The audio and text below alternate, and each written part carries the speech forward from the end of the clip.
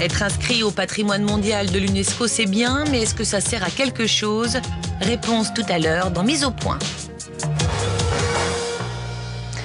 Ursula Biondi était jeune, belle, elle est tombée enceinte et pour cela, on l'a jetée en prison.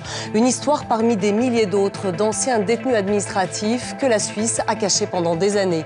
Ils veulent aujourd'hui des excuses. Ce soir, Ursula Biondi est venue nous voir pour en parler sur ce plateau. Merci de vous asseoir, madame. Nous allons d'abord regarder votre histoire et nous nous retrouvons après.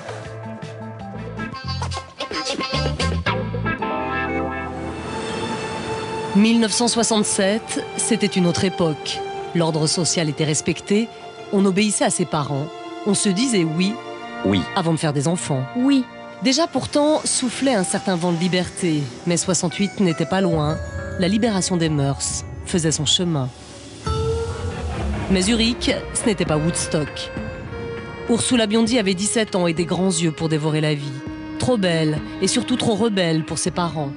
De fugue en aventure, elle tombe amoureuse et enceinte d'un homme divorcé plus âgé qu'elle, intolérable. Il faut la remettre dans le droit chemin. Direction, la prison pour femmes d'Indelbank. Sans procès ni recours, la loi suisse appelle cela l'internement administratif. Il s'agit de rééduquer à la dure aux frais des familles. Ses parents recevront la facture pour 1 an de prison. Comme des milliers d'autres, Ursula va y côtoyer des vrais criminels, en restera traumatisée. Mais elle a de la chance. Au bout d'1 an, elle est libérée. Par miracle, elle a réussi à récupérer son bébé. Elle construit sa vie, réussit brillamment, tente d'oublier. Mais c'est impossible. La prison est toujours là, entre honte et colère. Alors à 50 ans, elle décide de tout raconter. Mais qui peut la croire? 6 ans plus tard, elle finit par convaincre un journal zurichois, le Beobachter. L'enquête est implacable. La télévision suisse alémanique lui consacre un documentaire en avril dernier. Le tabou s'effrite, les langues se délient. D'autres victimes la contactent, elle décide de s'unir, cap sur Berne. Désormais, l'objectif est d'obtenir des excuses officielles des autorités. La conseillère nationale socialiste Jacqueline Fer décide de les aider. Je comprends bien leur exigence d'obtenir des excuses, car elles ont besoin qu'on les libère de toute cette culpabilité. Toutes ces victimes ont l'impression d'avoir commis une faute. Pour l'instant, Confédération et canton se rejettent la responsabilité. Mais Ursula Biondi et ses compagnes et compagnons de malheur sont déterminés. Ils sont des milliers à avoir ainsi été brisés. Ursula Biondi, bonsoir. Bonsoir. Vous baissez les yeux quand vous voyez ces images? Ça fait mal. On ne peut pas oublier. Même si j'ai réussi ma vie, c'est une blessure, celle-ci-là. Elle ne se cicatrise pas. C'était quoi? C'était de côtoyer des criminels, des femmes qui avaient tué, ou c'est la honte d'avoir été en prison? C'est la honte. Et ce stigmate, cette étiquette qu'on nous donne encore aujourd'hui, parce qu'on a été à Indelbank, parce que les gens ne savent pas qu'il y avait aussi des internés administratifs. Ils confondent tout, ils croient tous qu'on était criminels. Et ça nous reste jusqu'à aujourd'hui. En fait, on est plus punis que les criminels qui ont fait un crime. Vous avez décidé pourtant, en 2002, d'écrire, de raconter ça. Vous vous êtes dit qu'il faut sortir de ce secret. Vous n'en aviez parlé qu'à votre mari, moins qu'à vos 2 maris. Voilà. Comment ça a été perçu dans votre entourage quand vous avez parlé de ça? Quand j'ai parlé de ça, parce que je voulais plus porter tout ça. C'est pour ça que je l'ai mis dans un livre, parce que je voulais guérir. Je voulais faire cicatriser cette blessure. Et quand j'ai parlé de ça, c'était pas très bien reçu, même. C'était très difficile. Il y avait des gens qui m'ont traité de traître. Je trahissais mon pays. D'autres... Pourquoi? Traître de quoi? Je sais pas, qu'il fallait pas raconter ces choses. Il y a une autre femme, elle m'a dit, mais si on a vécu ces choses-là, mais il faut les garder pour soi. Et ça m'a anéantie pendant 6 mois.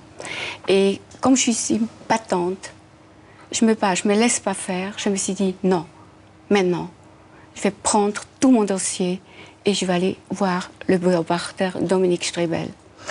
Et puis alors, donc, finalement, il y a eu le Béobarter, il y a eu ce documentaire sur la télévision suisse alémanique.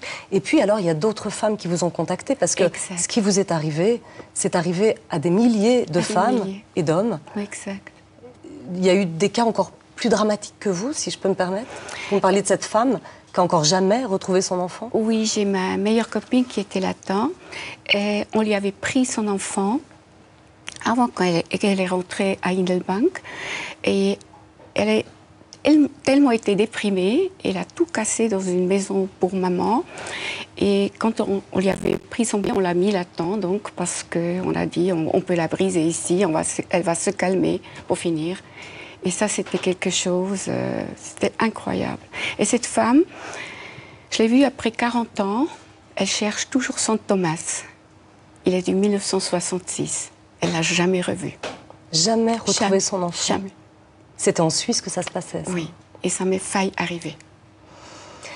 Et puis alors, vous demandez des excuses officielles. Hein, vous voulez qu'on... Et pour quelle raison? Qu'est-ce que ça pourrait changer pour vous? Parce que nous, les victimes, nous ne voulons plus avoir honte d'avoir été des victimes. C'est ça.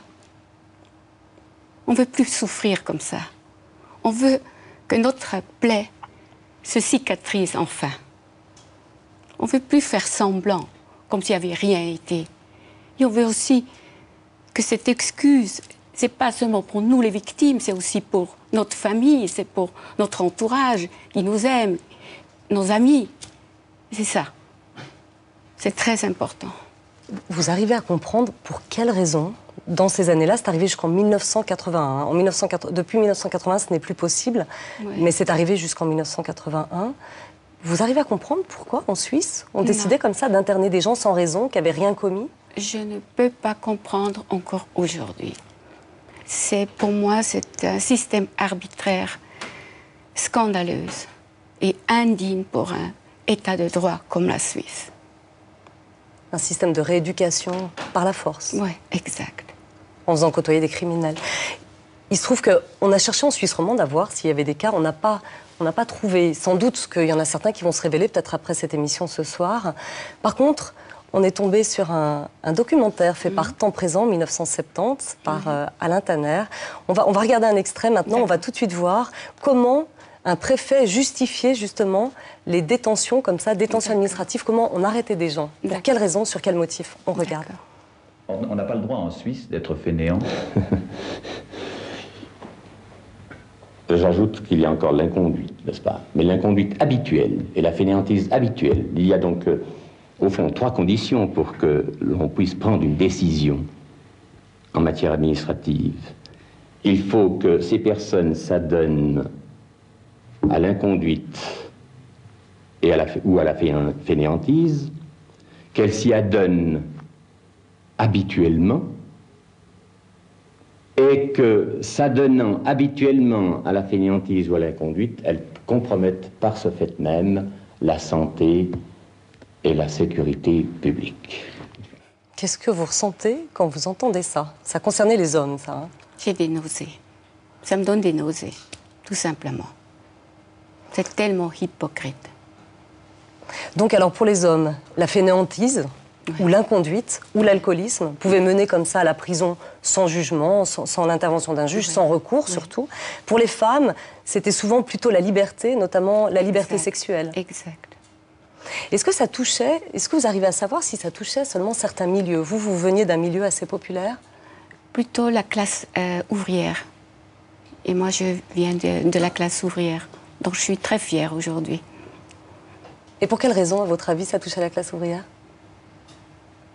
Parce qu'on n'avait rien à dire. On n'avait rien à dire à l'époque. Pour vous, est-ce qu'aujourd'hui c'est important qu'on en parle? Oui.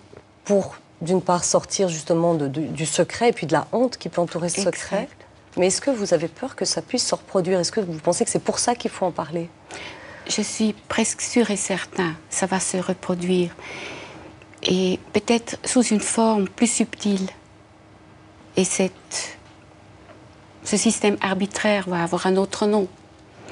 Mais je pense même maintenant, il y a des choses qui se passent que nous ne savons pas. Et que les victimes, peut-être dans 10 ans ou dans 20 ans, ils vont venir sur ce plateau. Et j'espère pas. Et c'est pour ça qu'on est là aussi. On veut se battre pour pas que ça se reproduise à nouveau.